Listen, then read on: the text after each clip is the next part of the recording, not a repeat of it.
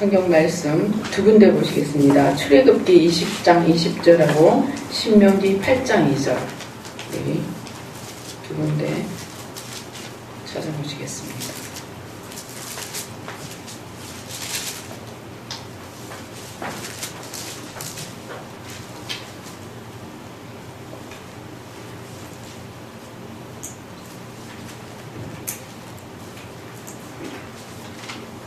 출애굽기 20장 20절하고 신명기 8장 2절입니다.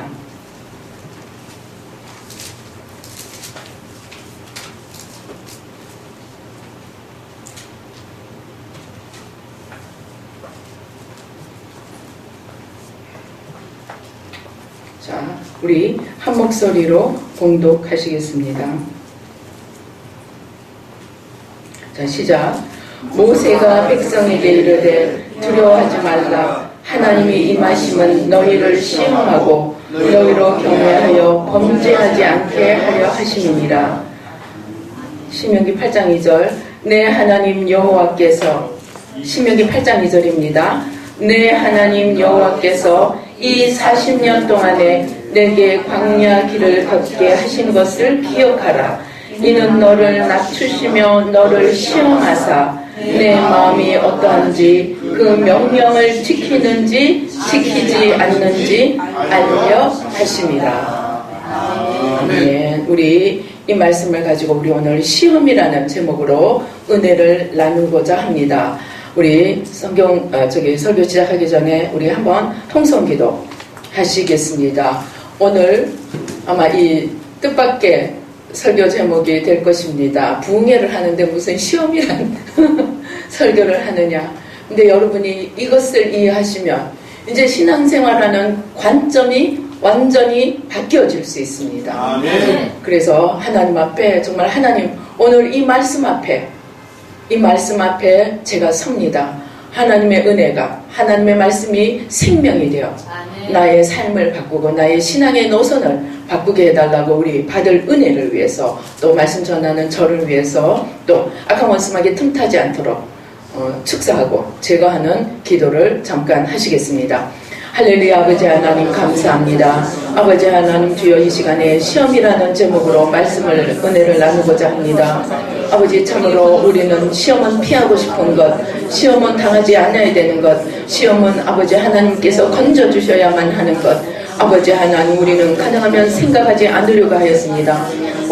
그러나 오늘 우리의 일생에 아버지 우리가 직면해야 하는 이 시험에 관해서 함께 은혜를 나누며 아버지 우리의 신앙을 새롭게 다지고자 합니다. 우리의 귀를 열어주시고 눈을 열어주시고 총명을 열어주시고 마음을 열어주셔서 아버지 하나님 앞에 더욱 새로운 자세로 설 수 있도록 아버지 도와주시고, 아버지 우리가 무지하였던 것 주여 깨우쳐 주시고, 아버지 하나님 우리가 혼돈되던 것 아버지 다 제거하여 주시고, 또 혼미케 하는 세력들, 원수마귀 세력들, 우상의 세력들 십자가로 온전히 다 제하여 주시고, 주의 성령으로 천군 천사로 진리의 빛으로 영광의 광채로 아버지 주님의 생명으로 보좌로 승리로 온전하심으로 만복으로 임하여 주시고, 아버지 하나님 주여 모든 원수마귀들과 극해들은 십자가로 도말하여 주시고, 아버지 주의 승리로 역사해 주시고, 부족한 종은 십자가 뒤에 가려 주시고, 주의 성령으로 천군 천사로 보좌로 함께하여 주시옵소서.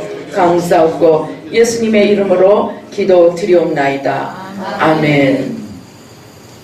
제가 창세기 3장 이 사단이 하와를 시험하는 이 장면을 성경을 묵상하다가 제가 너무너무 슬프게 하나님 앞에 물었습니다.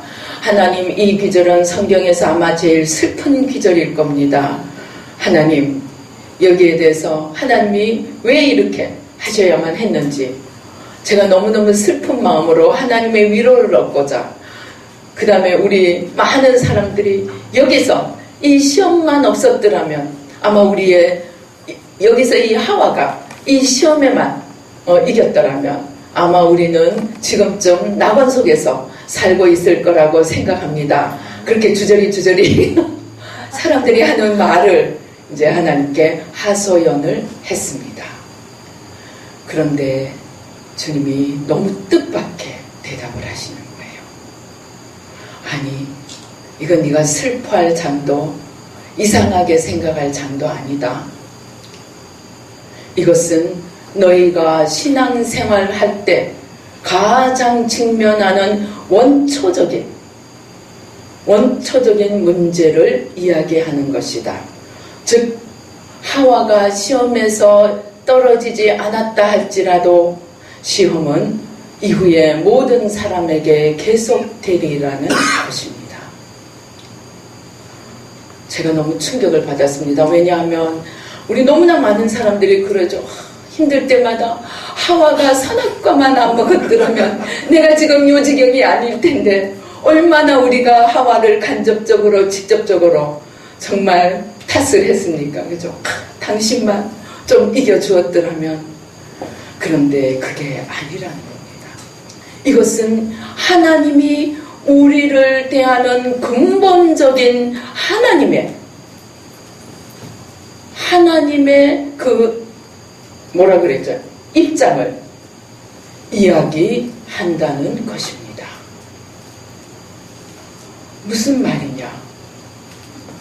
자, 한번 오늘 보십시다. 오늘 우리가 읽은 성경 기절에도 뭐라고 되어 있습니까? 오늘 우리가 읽은 성경 기절에도 분명히 성경에 뭐라고 얘기하는 거예요? 하나님께서 뭐예요?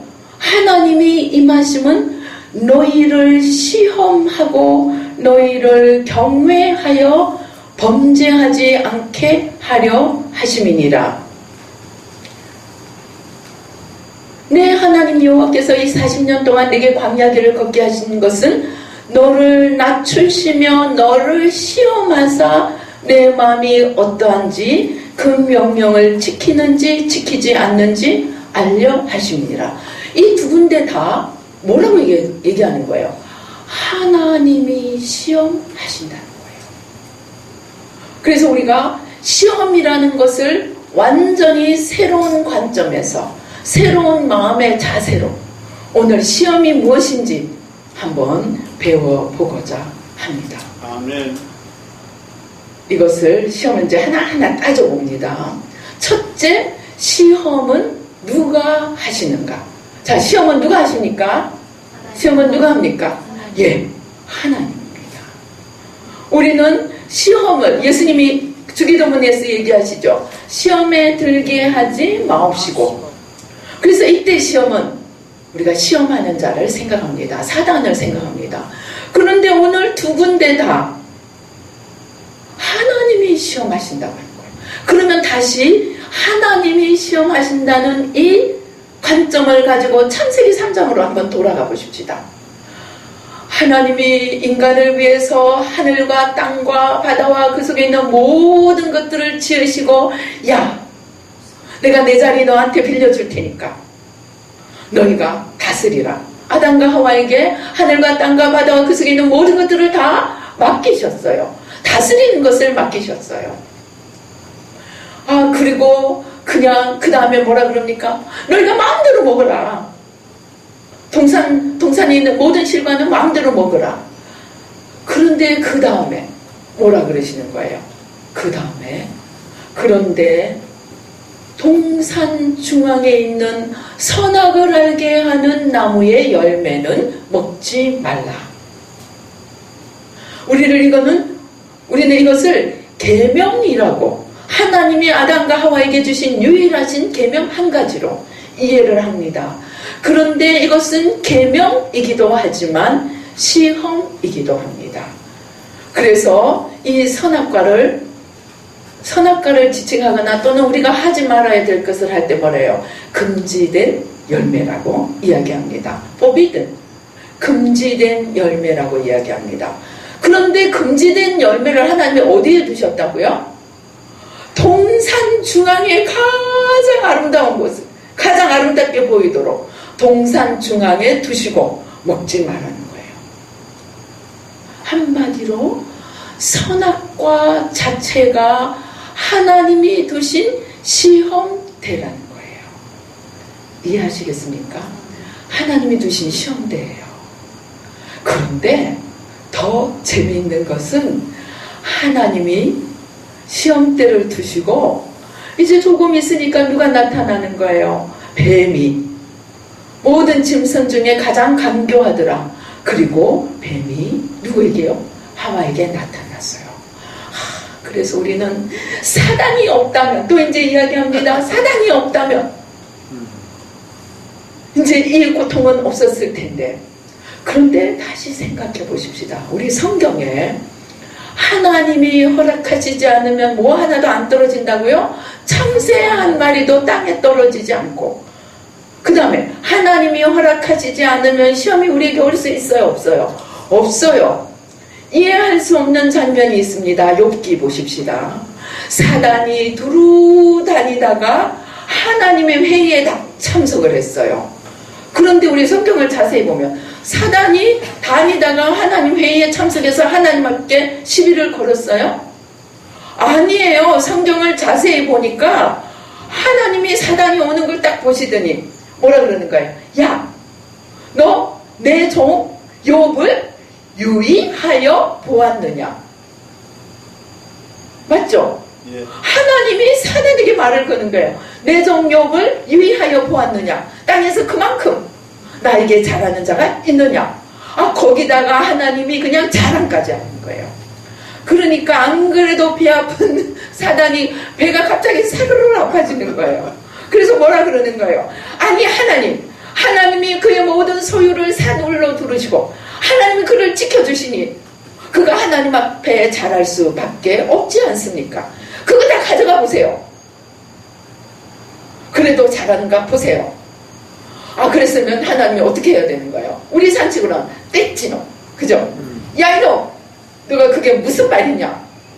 그래야 될 텐데 하나님이 뭐라 그러시는 거예요? 그러냐? 세상에 청천벽력 같은 얘기를 하는 거예요. 그래, 내가 그의 소유물과 그의 모든 것을 다 네 손에 맡기노라. 다만 그의 몸은 건드리지 말라는 거예요. 아니, 하나님이 허락하셨다는 거예요. 하나님이 사단에게 허락하셨다는 거예요. 그러니까 사단이 그냥 얼씨구나 좋다 하고는 가서 하루에 다 가져가 버립니다. 그러면은 다시 돌아와서 창세기 3장으로 돌아와서 하나님이 허락하시지 않고 요 사단 새끼가 하와에게 올 수 있었겠어요? 아니라는 것입니다. 하나님이 시험대를 둔, 선악과를 둔 것으로도 모자라서 시험하는 자를 그냥 따라 붙여버린 거예요. 이해가 되세요? 누가? 하나님이 하셨다는 거예요. 하나님이 선악과라는 시험대를 두시고 시험하는 자를 허락하셔서 이게 얼씨구나 좋다 하고 그냥 하와에게 왔다는 것입니다.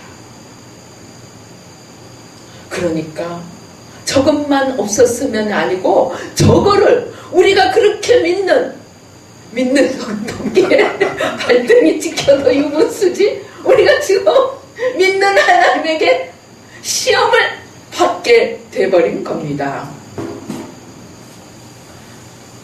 왜 그러셨을까요? 왜 그러셨을까요? 하나님이 아담과 하와에게 모든 지은 것을 맡기시고 그 다음에 하나님이 지켜보셨습니다. 무엇을 지켜보셨을까요? 어제나 오늘이나 영원토록 동일하신 하나님이 보시는 것은 그때나 지금이나 미래나 똑같다는 겁니다. 무엇을 보실까요? 마음의 중심을 보시는 거예요. 하나님은 마음의 중심을 보시는 거예요. 시험하는 자를 보내서 뭐를 지금 시험하시는 거예요? 쟤들이 정말로 나를 경외하고 정말로 나를 사랑하고 정말로 내 말을 순종하는지 하나님이 시험을 치셨다는 겁니다. 아멘. 충격이지 않습니까? 저는 이 질문을 하나님께 질문을 할 때만 해도 이런 거는 상상을 못했습니다. 그런데 하나님이 시험하셨다는 이걸 깨닫고 그 다음부터 제 모든 신앙 체계가 바뀌어버렸습니다. 그리고 하나님께서 시험하는 자를 두셨는데 하와가 어제나 오늘이나 영원토록 동일하신 하나님이면 구약이든 신약이든 처음이든 끝이든 하나님에 대해서 말씀하시는 것은 똑같습니다. 그러면 예수님이 하나님을 어떻게 하라 그랬어요? 마음을 다하고 힘을 다하고 뜻을 다하고 목숨을 다해 사랑하라 그랬어요. 그게 구약에서는 간단하게 뭐라고 되어 있습니까? 마음을 다하고 힘을 다하여 여호와 너의 하나님을 사랑하고 그의 계명을 지키라. 하나님이 그것을 보신다는 것입니다. 그래서 계명 하나를 주고 요게 마음을 다하고 힘을 다해 나를 사랑하고 내 계명을 지키는가 시험을 치셨다는 것입니다. 그런데 아담과 하와가 이 마음에 하나님을 놓지를 못한 거예요. 마음에 하나님을 사랑하지 못한 거예요. 제가 20년 회개하고 나서 제일 크게 깨달은 게 영혼의 자리는 마음의 자리라는 것입니다. 바리새인들이 마음을 놓쳤을 때 예수님을 죽였고 마음을 놓친 것은 하나님을 떠난 것이나 똑같다는 것입니다. 우리가 마음에 하나님을 사랑하지 않으면 마음에 하나님을 모실 수 없고 마음에 하나님이 모시지 않으면 그 빈자리는 반드시 어둠이 들어오게 되어 있다는 것입니다. 그런데 오늘 그 어둠이 어떻게 들어오는가 정체를 보여주는 것입니다. 어둠이 네가 나를 섬기라 하나님 대신에 나를 섬기라 했으면 아마 하와가 아니야 그건 틀렸어 그랬을 거예요. 그런데 하나님 대신 나를 섬기라 하지 않고 네가 하나님이 되리라.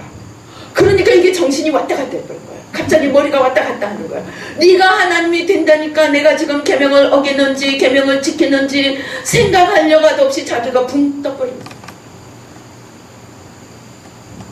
자기가 붕 떠버린 거예요. 왜? 하와는 마음에 하나님 사랑을 넣지 않았다는 것입니다. 그래서 우리가 마음에 하나님 사랑을 넣지 않으면 우리 안에 하나님이 없고 하나님이 없으면 생명이 없고 우리의 힘으로는 이 시험하는 자를 이 하나님의 시험을 패스할 수가 없다는 것입니다. 그래서 만약에 하와가 그때도 마음을 다하고 힘을 다해 하나님을 사랑하였다면 아마 이길 수 있었을 것입니다. 그런데 그의 마음에는 하나님이 꽉 차 있지가 않았어요. 그 빈틈을 사단이 와서 쑤시면서 자기의 오매불망의 꿈 하나님처럼 되고자 하는 것을 인간에게 투사시켜버린 거예요. 그런데 그 나라는 그것을 가지고 자 첫째 하나님이 시험합니다. 그런데 하나님이 어떻게 시험을 하는가? 하나님이 시험대와 시험하는 자를 둡니다. 그런데 이 시험하는 자가 무슨 도구를 가지고 우리를 테스트하느냐? 두 가지입니다. 나와 세상입니다. 첫째는 네가 하나님이 되리라. 그 다음에 세상은 어떻게 나타나느냐? 선악과가 갑자기 보암직도 하고 먹음직도 하고 지혜롭게 할 만큼 탐스럽게 보입니다. 그때 그 선악과에 먹음직도 하고 보암직도 하고 지혜롭게 할 만큼 탐스럽게 보이는 것이 바로 사단이 예수님을 시험할 때와 똑같습니다. 먹음직하고 보암직하고 탐스럽게 하고 세상 영광을 가지고 예수님을 시험합니다. 사단이 우리를 시험하는 것은 이 두 가지라는 것입니다. 나와 세상. 내가 하나님처럼 되는 것과 그 내가 하나님처럼 되는 플레이그라운드가 세상이라는 것입니다. 이 두 가지를 가지고 이제 우리를 끌고 가는데 그 모든 것을 하나님이 허락하셨다는 것을 우리가 이해를 해야 한다는 것입니다. 그러면 이 시험은 언제 합니까? 우리가 이 관점에서 보면은 성경이 전부 이해되기 시작합니다. 첫째, 사울이 이해됩니다. 이스라엘 초대왕 사울. 하나님이 정말 행구나무에 숨을 정도로 겸손한 사울을 택하셔서 하나님이 이스라엘 첫대 왕으로 삼았습니다. 왕으로 삼았으면 왕으로 잘 역할을 하도록 도와주셔야 되는 하나님이 아닙니다. 사울을 시험하십니다. 어떻게요? 사무엘이 약속한 시간이 일주일이나 되도록 나타나지 않는 거예요. 사무엘을 누가 붙들었을까요? 누가 못 가도록 붙들었을까요? 하나님이십니다. 왜? 왜일까요? 하나님이 사울의 마음을 테스트하려고 하신 거죠. 이해가 되십니까? 왜?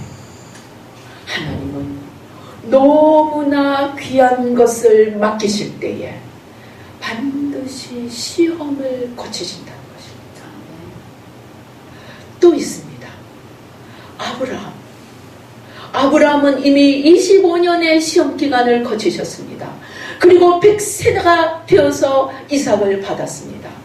그런데 그 이삭이 가장 아름답고 소중할 때 하나님이 나타나십니다. 아브라함아, 너의 아들 곧 너의 독자 네가 사랑하는 아들, 하나님이 너의 아들, 너의 독자, 너의 사랑하는 아들, 100세에 얻은 그 아들을 내게 번제로 바치라고 이야기하십니다. 왜일까요? 왜일까요? 아브라함은 믿음의 조상으로 하나님이 부르십니다. 믿음의 조상으로 하나님이 부르시는데 그 하나님이 부르신 그 아브라함을 통해서 이제 온 열방이 구원을 얻습니다. 그런데 그 열방이 구원을 얻는 가장 핵심에 무엇이 있습니까? 무엇이 있습니까? 예수 그리스도의 십자가 죽음이 있습니다. 하나님이 독생자 예수 그리스도를 십자가에 내어서 죽음의 길로 허락하십니다. 그것이 우리 인류 구원의, 인간의 구원의 가장 중요한 사건입니다. 그런데 그 시작에 아브라함을 부르십니다. 그리고 우리 모두가 아브라함의 후손입니다. 이제 아브라함을 그러한 자리에 앉히시기 위해서 아브라함은 무엇을 통과했습니까? 독생자를 내려놓는 아버지의 아픔의 그 자리를 통과시켰던 것입니다. 이해가 되십니까? 하나님이 자기의 하나밖에 없는 그 아들을 죽음에 내어주시는 그 자리에 그 시발점으로 네가 설 수 있느냐? 그것을 테스트하신 것입니다. 그래서 가장 예쁘고 가장 아름다울 때 하나님이 그 아들을 내어놓으라고 시험하신 것입니다. 그가 서는 자리가 너무나 중요하고 온 인류 역사에 있어서 가장 중요한 출발이었기 때문에 네가 내 자리에, 네가 아들을 보내야 하는 내 자리에 네가 설 수 있느냐 하고 하나님이 시험하시고 그거를 통과하시니까 하나님이 너무 기쁘셔서 이제 그를 바야흐로 믿음의 조상의 자리에 앉혀놓는 것입니다. 아멘. 이것이 하나님이 우리를 대하시는 태도라는 것입니다. 무슨 말이냐? 하나님이 주시고자 하는 것, 하나님이 맡기시고자 하는 것, 하나님이 쓰시고자 하는 그 일들이 중하면 중할수록 하나님은 우리를 거기에 걸맞는 그 믿음의 테스트를 거치셔서 합격한 자에게 그것을 맡기신다는 것입니다. 아멘. 그런데 사울은 거기에 불합격하고 만 것입니다. 제가 지난번에도 말씀드렸지만 사울은 두 번째 시험에서 떨어진 것도 모자라 자기는 합격을 했다고 생각하고 어떻게 합니까? 전쟁에서 돌아와서 어떻게 합니까? 자기 이름을 위하여 비석을 세우고 자기 이름에 비석을 세우고 돌아갑니다. 그는 지금 전쟁에 이겼으면 어떻게 해야 될까요? 하나님 앞에 우리가 감사의 예물을 드리고 우리가 하나님 앞에 아니면 속죄의 예물을 드리고 혹 우리가 잘못했을까? 그랬는데 아니 조그만한 전쟁 승리하고 자기 이름부터 깃발을 올려버린 것입니다. 그는 하나님의 시험에서 떨어져 버린 것입니다. 그리고는 하나님이 너무 실망을 하셔서 이제는 어린 다윗을 찾아서 시험의 기간을 많이 두십니다. 얼마나 시험의 기간을 두시냐 하면은 장인이고 왕인 사울에게 10여 년을 목숨이 쫓겨다니는 그러한 시험대를 두십니다. 그런데 우리가 다윗을 보십시다. 그에게 그 사울에게 복수를 할 수 있는 그 사울을 죽일 수 있는 기회가 두 번이나 왔을 때 그는 무엇을 먼저 생각했습니까? 내가 지금 이 원수 때문에 내가 지금 집에서 제대로 잠도 못 자고 10여 년을 쫓겨다니는데 이 원수를 갚을 기회가 왔습니다. 그런데 그는 내 목숨을 구할 수 있는 이 기회보다 하나님 아버지의 기름 부음 받은 자라는 하나님 아버지의 이름이 올려있는 자라는 이것을 더 소중하게 여기고 그의 몸에 손을 대지 않았습니다. 그는 무슨 시험에 이겼습니까? 하나님보다 나를 앞세우고 하나님의 명예보다 하나님의 이름보다 내 목숨을 앞세우는 그 시험에 그는 패스를 한 것입니다. 그는 그것을 누구를 내려놨어요? 자기를 내려놓은 것입니다. 자기를 내려놓고 하나님을 올렸다는 것입니다. 그래서 하나님은 우리에게 정말 소중한 일을 맡기실 때 정말 크고 중한 일을 맡기실 때 하나님은 우리를 시험하신다는 이 사실을 우리는 알고 있어야 합니다. 아멘. 우리가 성경에서 이야기합니다. 하나님은 어떤 하나님이십니까? 하나님은 모든 백성이 구원을 받기를 원합니다. 디모데전서 2장 4절에 보면 하나님은 모든 사람이 구원을 받으며 진리를 아는 데 이르기를 원하시느니라. 하나님은 우리 모든 사람이 구원을 받기를 원하신다고 이야기합니다. 디도서 2장 11절에도 모든 사람에게 구원을 주시는 하나님의 은혜가 나타나. 그래서 우리는 하나님이 우리 모두가 구원받기를 원하신다고 생각하고 또 예수님을 보내신 하나님의 사랑에 감격합니다. 그러나 그 하나님이 모든 사람이 구원 얻기를 원하시는 그 하나님이 구원의 길을 십자가에 가려버렸습니다. 고린도전서 1장에 뭐라고 얘기합니까? 약한 자를 들어서 강한 자를 부끄럽게 하시고 낮은 자를 들어서 높은 자를 부끄럽게 하시고 못 배운 자를 들어서 배운 자를 부끄럽게 하신다고 이야기합니다. 아멘. 무슨 말입니까? 하나님은 자꾸 우리의 심기를 그냥 자꾸 비틀고 흔들고 쑤시는 방법으로 일하신다는 것입니다. 우리 이 시험을 생각하면 아마데우스 영화 아세요? 아마데우스 모차르트 이야기. 그 아마데우스가 누굽니까? 궁정의 음악을 관리하는 사람입니다. 그러면은 그 당시에 음악가로는 최고로 출세를 한 것입니다. 그런데 이 아마데우스 앞에 어린 누구가 나타납니까? 모차르트가 나타납니다. 그런데 이 모차르트가 자기가 평생 하나님 앞에 신앙을 지키면서 하나님 앞에 간절히 원했던, 하나님 저에게 음악성을 주세요. 하나님 저에게 멋진 음악을 만들 수 있는 지혜를 주세요. 총명을 주세요. 영감을 주세요. 평생에 기도했는데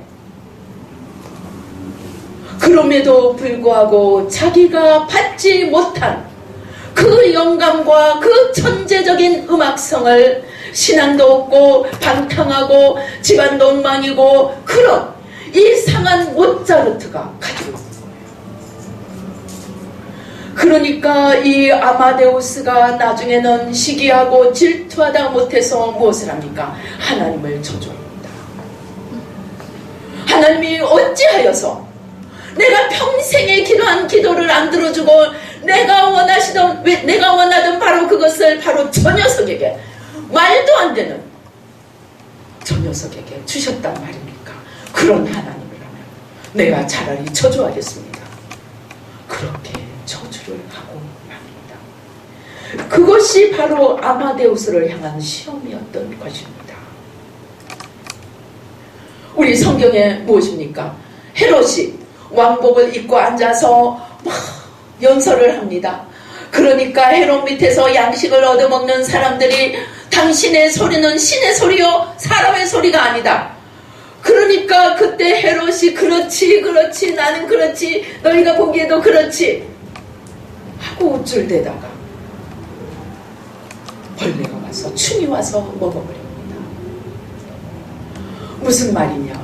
시험은 하나님이 우리에게 크게 일을 맡기실 때도 아까 아브라함처럼 믿음의 조상이 되는 그 자리에 올리기 위해서 아들 이삭을 내놓아야 하는데, 사울처럼 왕의 직분을 맡기고 정말 네가 잘할 수 있는지, 네가 니부터 챙기는지 나부터 챙기는지 그거 보시는 시험 때 뿐만이 아니고 우리 일생에 시험을 치실 수 있다는 것입니다.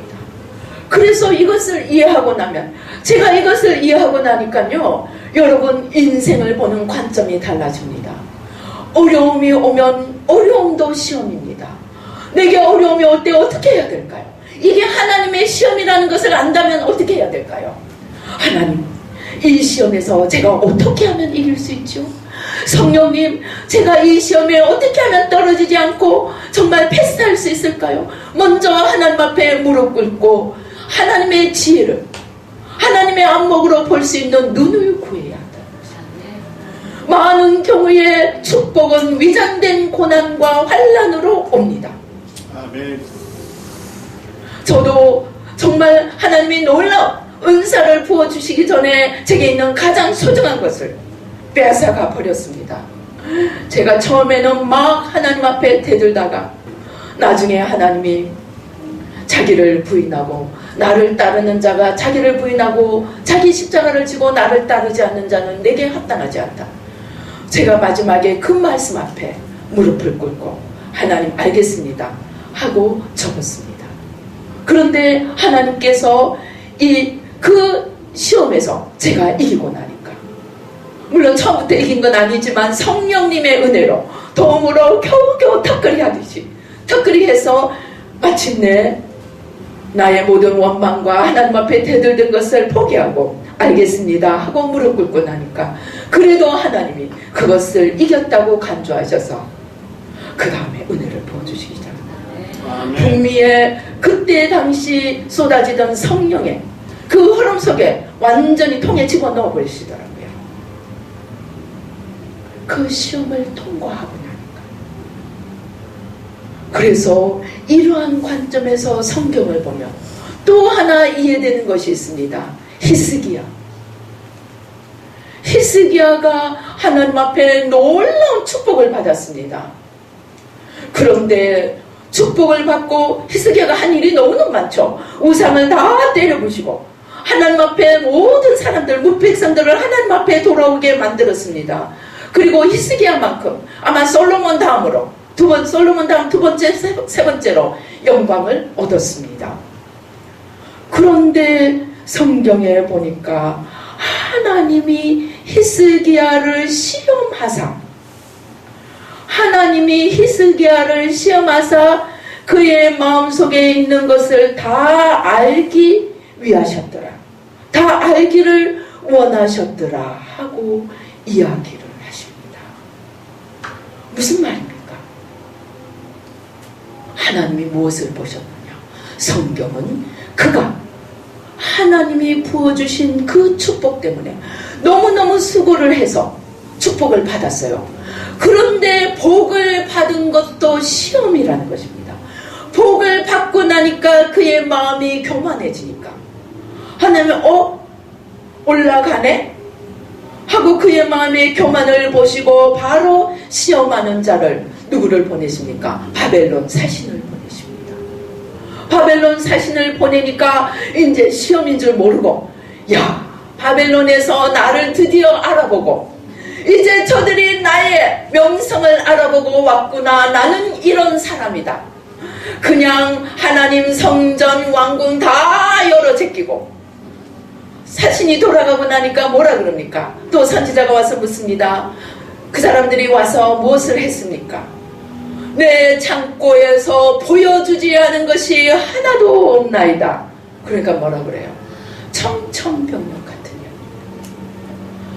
그 모든 것이 하나도 남기지 않고 바벨론으로 옮겨지리라. 저는요, 이 시험을 이해하기 전까지는 도대체 왜 갑자기 이런 일이 일어났는지 이해를 못했습니다.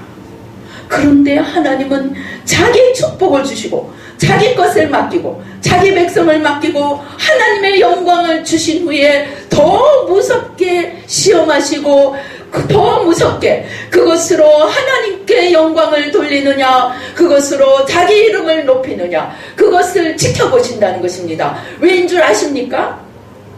하나님은 질투하시나요? 나는 내 영광을 다른 사람과 나누지 아니하리라. 하나님은 나는 질투하는 하나님이라 나 외에 다른 신을 섬기지 말고 어떤 형상도 만들지 말라고 하신 하나님이 다른 신들, 다른 우상과만 영광을 나누지 않는 것이 아니고 우리 사람과도 영광을 나누지 않겠다는 것입니다. 왜입니까? 우리가 하나님께 복을 받고 우리가 하나님께 은혜를 받고 우리가 하나님께 귀한 것들을 맡김을 받을 때 그것으로 우리를 높이며, 아까 우리 뒤에 뭐가 있다고 그랬어요? 나는 바지 사장이고 사단이 있습니다. 그 사단이 이제 주인이 돼서 올라가면 반드시 사망이 오고 하나님의 생명이 떠나고 하나님의 평화가 떠나고 하나님의 사랑이 떠나고 하나님의 모든 것이 떠나게 될 걸 아시기 때문에 하나님이 욕심장이라서 너희가 내게 영광을 돌리라고 하는 것이 아니고, 우리가 하나님을 떠날 때는 사단이 바로 찾아오고 사망이 찾아오고 우리가 영원한 나락으로 떨어질 것을 아시기 때문에 우리를 위해서 그렇게 말씀하시는 것입니다. 그런데 우리는 그것도 모르고 조금만 기회가 주어지면 스스로 높아져 버립니다. 아까 헤롯처럼. 제가요, 큰 교회 목사님, 정말 명예욕 하나 때문에 상급 다 잃어버리고 지금도 이름만 되면 알만한 유명하신 분입니다.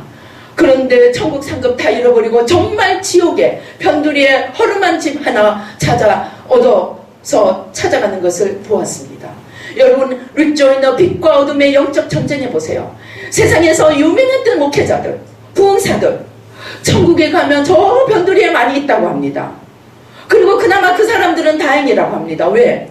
그나마 죽기 전에 병이 오고 문제가 와서 하나님 앞에 회개의 기회를 가진 사람들은 그나마 안 떨어지는데, 그럴 기회조차 없었던 사람들은 어디에 더 많다고요? 지옥에 더 많다고요. 우리가 세상의 영화스러운 분, 세상의 큰 거, 세상의 영광을 가진 분 부러워하지 마세요. 다 하나님의 시험 때문이다. 하나님은 주셨다가 뺏었다가 주셨다가 뺏었다가 하시면서 무엇을 하시는 겁니까? 이 시험을 하시는 것입니다. 그것으로 우리가 하나님 나라를 세우고 하나님을 높이고 하나님을 영화롭게 하는지, 그것으로 하나님 제끼고 창세기 3장처럼 내가 하나님이 되어 올라가는지 그것을 시험하시는 것입니다. 그러면 순간순간 그러한 시험대를, 우리 일생에 그러한 시험대를 통과한다고 생각해야 됩니다. 어쩌면 하루에도 수십 번씩 우리는 시험대 앞에 옵니다. 저것을 용서해야 되나 말아야 되나, 내가 은혜를 베풀어야 되나 말아야 되나, 내가 요거 맛있는 게 있는데 혼자 먹어야 되나 나눠야 되나, 순간순간 시험이 옵니다. 그러면은 어떤 사람들은 이제 겁이 나서 그냥 뭐가 오면은 이거 하나님이 다 뺏어갈까봐, 제가 전도를 해보니까요, 똑똑한 사람은 목사 될까 싶어서 목사하라 할까 싶어서 안 나오고, 돈 많은 사람은 돈 다 내놓으라 할까 싶어서 못 나와요. 그런데 여기에 아주 기가 막힌 답이 있습니다. 하나님께 물어보시고 성령님께 물어보세요. 그러면요, 하나님은 우리를 거지로 만드는 게 목적이 아닙니다. 하나님은 우리가 하나님의 자녀로서 누리기 원합니다. 하나님은 우리가 하나님의 자녀로서 행복하고 축복을 받고 누리는 삶을 살기를 원합니다. 그러나 그걸 정도껏 하라는 겁니다. 네가 누릴 만큼 누리고 나누라는 겁니다. 그러지 다 뺏어가는 게 뜻이 아니에요. 그리고 성경에도 우리가 하나님 위해서 다 드리면 이 땅에서 100배를 주신다고 했어요. 돌려주세요. 그런데 그걸 모르는 사람들은 그저 하나님이 다 가져가실까봐. 근데 하나님의 음성을 따라 물으면서 하면 요만큼 해라, 요거는 네가 즐겨라, 심지어는 우리가 생각하지 않았던 것까지 즐기게도 만들어주시고 누리게도 만들어주십니다. 그러니까 하나님께 나가면 온통 다 뺏어가시고 우리를 홀라당 빨아벗겨버린다고 너무 걱정을 안 하셔도 됩니다. 오히려 내가 누리고자 하는 수준보다 더 높이 누리게 해주십니다. 그러나 그 순서를 내가 움켜쥐려고 하지 말라는 것입니다. 하나님이 주시는 것을 감사함으로 받고 겸손함으로 누리고 나누고 섬기라는 것입니다. 그렇게 해서 하나님께서 우리에게 계속 우리 삶 속에, 그러니까 못 되는 것도 시험이고 잘 되는 것도 시험이고 가져가시는 것도 시험이고 주시는 것도 시험입니다. 그러면 그 시험의 궁극적인 목적은 무엇일까요? 궁극적인 목적이 있습니다. 이 세상은, 우리의 일생은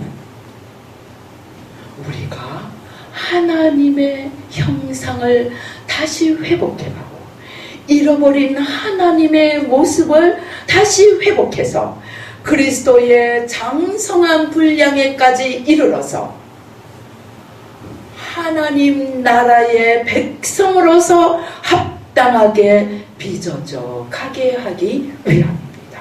아멘. 우리가 주님이 부르시는 그날, 바로 그 순간이 우리의 모든 상급과 천국에 들어갈 수 있는지 없는지가 결정되는 순간입니다.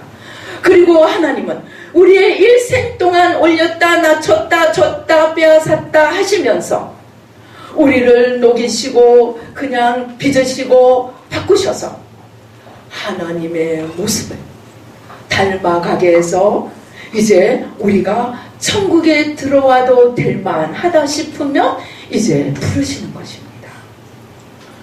그렇게 이 땅에서의 삶의 의미를 이해하고 나면 여러분 지금부터 이제 움켜쥐시겠습니까? 요시 땅하고 이제 내가 주님 부르는 날까지 열심히 움켜쥐리라 하시겠습니까? 이 땅에서의 목표는 움켜쥐는 것이 아니라는 것입니다. 아멘. 움켜쥐게 할 때도 시험이고 주실 때도 시험이고 다 손을 비우실 때도 시험이라는 것입니다. 그것을 통해서 가져가시더라도 그것을 통해 주님을 더 얻고 주시더라도 그것을 통해 주님을 더 섬기고 그렇게 하려는 자세로 우리가 바꾼다면 와도 감사하고 가도 감사하다는 것입니다. 제가 그런 경지, 이게 여러분 오늘 사실은 수지 맞은 겁니다. 저는 20년 동안 죽을 둥 살 둥 해결을 한 것입니다. 그리고 여기에 올라온 것입니다. 그렇게 이해를 하고 나니까 문제가 좀 온다고 걱정이 되겠습니까? 문제가 더 이상 나를 흔들 수가 없는 거예요. 뭐가 좀 되는 것 같다고 올라가겠습니까? 아닙니다. 뭐가 좀 될 때는 더 뭐예요? 더 두려움과 떨림으로 이것으로 어찌 사명을 감당할고, 제가 어제 말씀드렸죠. 로또가 걸리면 40일 작전기도 해야 할 거라고. 그 돈 한 푼이라도 허투기에 쓰지 않기 위해서. 왜? 제가 여기 기도하다 보니까요, 만몬신이 제일 지독해요. 만몬신은 얼마나 잔인하고 얼마나 독하고 얼마나 강한지 몰라요. 그래서 만몬신에 잡힌 사람은요, 피도 눈물도 없는 사람이 되고 맙니다. 그만큼 지독해요. 그래서 우리가 돈이 하나님이 줬다 뺏었다 줬다 뺐다 하는 거는 그게 전부가 아닌 것을 깨닫게 하기 위함이십니다. 아멘. 만약에 우리가 이 땅에서 복을 받고, 만약에 우리가 이 땅에서 성공하고, 만약에 우리가 이 땅에서 건강한 것이 최고의 목적이라면 솔로몬이 아마 최고의 축복을 받았을 것입니다. 그런데 누가 천국에 가서 봤더니 솔로몬은 다윗에 비해서 영광이 너무나 초라하더라는 것입니다. 그나마 천국이라도 간 것은 제가 볼 때는 정말 행운인 겁니다. 우상숭배를 몇 번이나 하고 하나님이 금지하는데도 그냥 마누라, 하나님보다는 마누라가 더 좋아요. 그리고 왜 그런지 아십니까? 사람이 자꾸 하나님의 것을 받으면요, 방자해지게 됩니다. 하나님이 우스워지게 돼요. 은사 자꾸 받아보세요.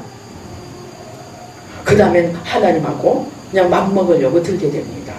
그래서 받으면 받을수록 정말 이것이 나의 시험이다 하고 정말 힘을 다해서 무릎을 꿇어야 됩니다. 이거 정말입니다.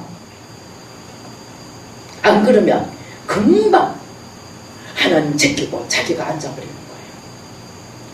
그래서 우리의 일생 동안 하나님이 우리를 천국에 들어가기에 합당한 그릇으로 빚으시는 그 훈련장이, 그 묘판이 이 세상이라는 것입니다. 그러니까 우리는 이 세상에 정을 붙였다면 오늘부터 떼시기 바랍니다. 정을 자꾸 떼시고 주님께로 자꾸 정을 붙이고 주님께로 자꾸 가까이 다가가면 얼마나 제일 나타나는 것은 자유입니다. 어떤 것도 나를 흔들지 못합니다. 자유로워지고 고상해지고 담대해지고 정말 어머, 천국이 이런 것이구나, 주님과 함께하는 것이 이런 것이구나 하는 세상이 열리기 시작하는 것입니다. 아멘. 그런데 그러면 왜 하나님이 아니 이 세상을 기껏 수고해서 만들어 놓고 그냥 묘판, 천국을 위한 묘판으로만 쓰실까?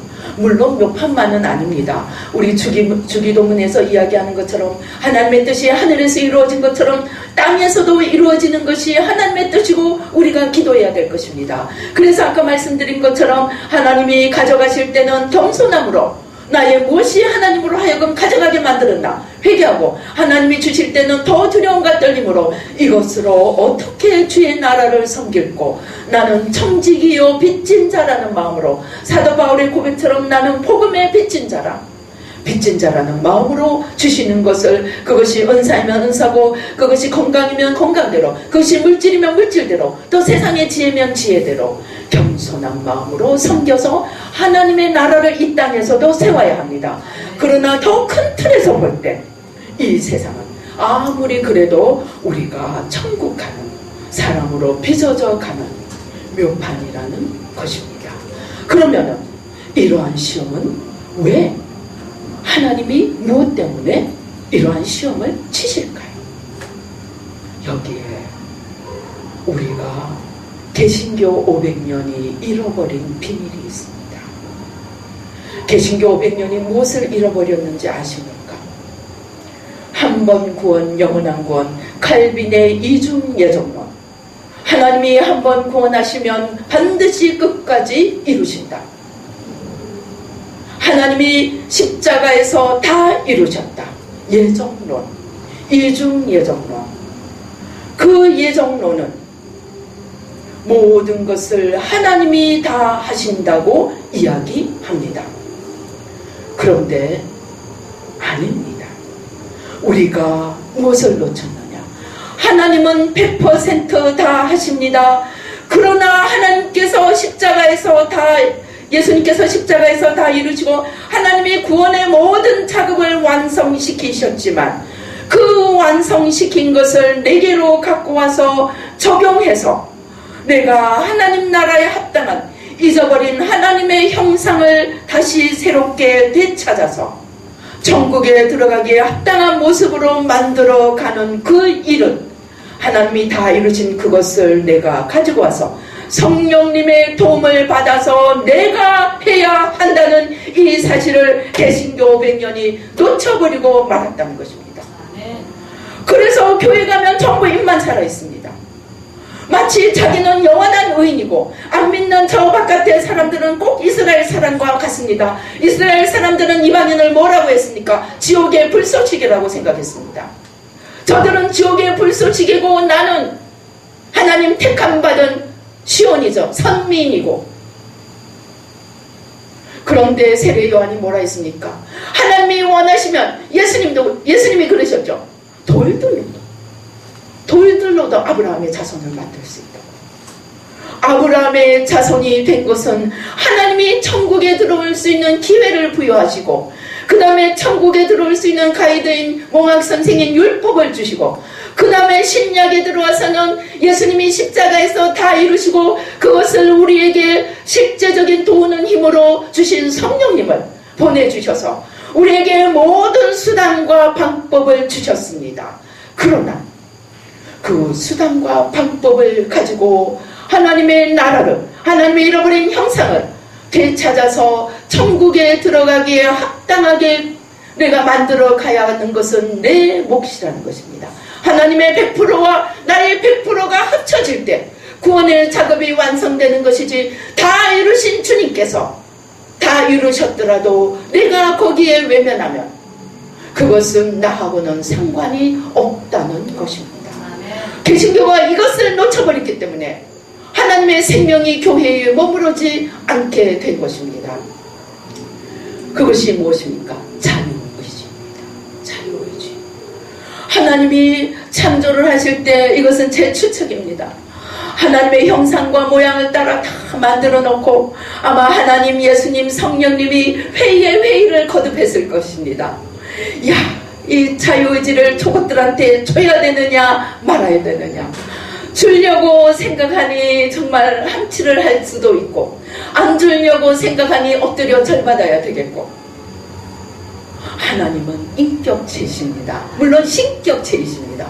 하나님은 우리의 사랑을 받기를 오매불망 원하세요. 왜? 사랑 안에 생명이 있고 사랑 안에 촉촉함이 있고 사랑 안에 모든 비밀이 다 있기 때문입니다. 그런데 그 사랑을 여러분 남편이나 아내에게 엎드려 잘 받으면 기분 좋습니까? 기분 꽝이죠. 그죠? 자발적인 사랑을 원하셔서 우리에게 자유의지를 주신 것입니다. 아멘. 이 자발적인 사랑, 그 자유의지, 그것을 주셨기 때문에 정말 어마어마한 선물. 정말 자유의지라는 게 뭡니까? 내가 하나님처럼 되는 거예요. 내 마음대로 하는 거예요. 정말 벨 꼴리는 대로 하는 거예요. 그 선물을 주시고 너무나 큰 것을 주셨기 때문에 그래, 내가 너에게 자유의지를 줬어. 그런데 그 자유의지를 줬기 때문에 거기에 대한 책임은 내 몫이야.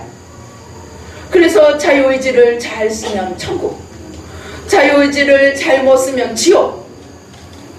천국과 지옥이라는 두 결과, 두 심판대와 보상대를 만들어 놓으신 것입니다. 아멘. 그리고 시험대를 두신 거예요. 이해가 되세요? 아멘. 이거를 이해하고 나면 우리의 매 순간순간 깨어있을 수밖에 없어요. 조금이라도 이제 내 때다, 이제 다 됐다 하는 순간 성경은 뭐라고 합니까? 섰다 하는 자는 넘어질까 조심하라. 시험은 마지막 순간까지 우리를 기다립니다. 그리고 하나님이 작정하고 그것을 풀어놓으셨어요. 왜? 하나님은 우리의 자발적인 사랑과 순종을 받으시고 그 자발 자발적인 사랑과 순종을 할 수 있는 자에게 영원한 천국을 예비하셨다는 것입니다.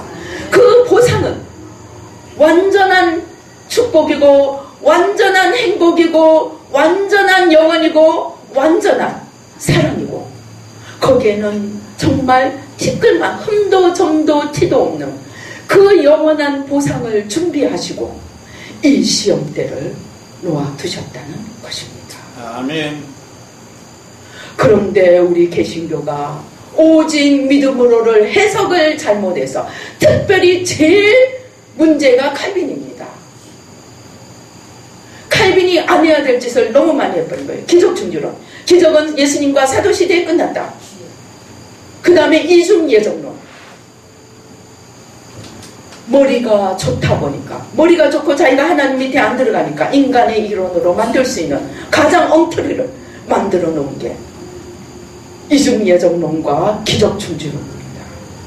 생각해 보세요. 예수님도 성령으로 일하시고 예수님도 하나님께 물어가면서 동행하면서 일하셨는데 우리가 뭐라고 성경 하나만 달라당 가지고 성경이 있으니까 아무것도 필요 없다고 하는 게 칼빈입니다. 똑똑한 머리로. 그래서 제가 물었습니다. 아니, 하나님 그렇게 틀렸으면 왜 500년이나 기다리셨는데요? 하나님 앞엔 1000년이 하루 같은 거예요. 하나님 앞에는 500년도 아무것도 아닌 거예요. 왜 500년을 기다리셨냐? 종교개혁의 가장 큰 의미는 우리 앞에 성경을 푸는 겁니다. 그 이전에는 평신도는 물론이고 신부들도 성경을 잘 라틴어 모르면 성경 못 읽었어요. 그런데 이 성경을 풀어서 만민이 읽을 수 있게 만들었습니다. 이 성경을 푼 것이, 성경을 우리 앞에 열어놓은 것이 너무 귀하기 때문에 하나님이 가라지를 500년을 기다린 겁니다. 그리고 이제 진정한 최고의 높은 단계 무엇입니까? 하나님을 우리 마음에 모시고 그 생명으로, 그 마음에 모시는 방법이 하나님을 마음을 다하고 뜻을 다하고 힘을 다하고 목숨을 다해 사랑해서 사단이 어떤 방법으로 시험하더라도 야 틀려서 내가 아니야 하나님이야 하고 쳐버리고 하나님 사랑으로 나오는 그 사람을 천국 보내주시겠다는 거예요. 아멘. 그러면 제가 이걸 이해하고 나니까 그동안 섭섭했던 거, 그동안 삐죽거렸던 거, 그동안 억울했던 거 정말 눈 녹듯이 다 날아가 버리는 거예요. 아멘. 그리고 그걸 몰라서 원망하고 억울해하고 이랬던 것들 다 주님 앞에 내려놓고 정말 하나님 앞에 이 자리에, 하나님이 정보로 남는 이 자리에, 내가 이 자리에 오게 해주신 하나님 감사를 드립니다. 아멘. 기도할 수 있게 되었습니다. 아멘. 그리고 우리가 이제 새로운 교회를 세워야 됩니다.